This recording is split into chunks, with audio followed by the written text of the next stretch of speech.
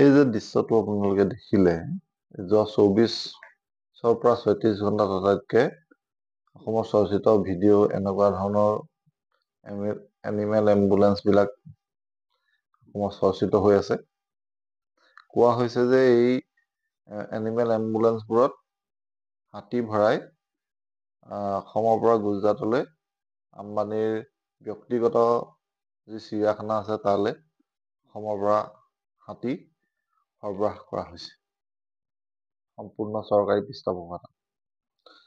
ইয়াৰ ভিতৰৰে আটাইতকৈ চৰ্চিত ফটোখন হৈছে যে এটা হাতীয়ে বাহিৰলৈ সৰুৰে নমস্কাৰ ভংগীত যি ধৰণে গৈছে, তাৰ দ্বাৰা মানুহে ক'ব বিচাৰিছে যে যেন হাতীটোৱে শেষবাৰৰ কাৰণে নিজৰ জননী জন্মভূমিখনক নমস্কাৰ কৰিছে বা বিদায় জনাই গৈছে।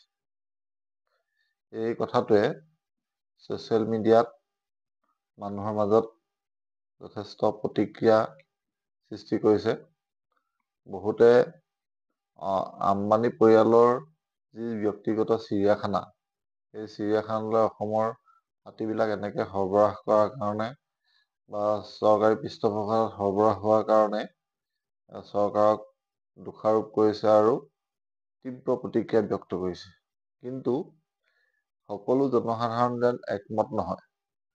অসমৰ যিসকল মানুহে হাতীৰ উৎপীড়নৰ সন্মুখীন হৈ আহিছে, মানে হাতী মানুহৰ সংঘাতৰ ঠাইবিলাকৰ মানুহবিলাকেই হওক বা তেনেকুৱা ধৰণৰ যিবিলাক মানুহ আছে, তেওঁলোকে ক'ব বিচাৰিছে যে হাতী নিছে, ভালেই হৈছে, কেইটামান হাতী কমি গ'লে অন্ততঃ হাতীৰ অত্যাচাৰৰ পৰা মানুহ ৰক্ষা পৰিব পাৰিব।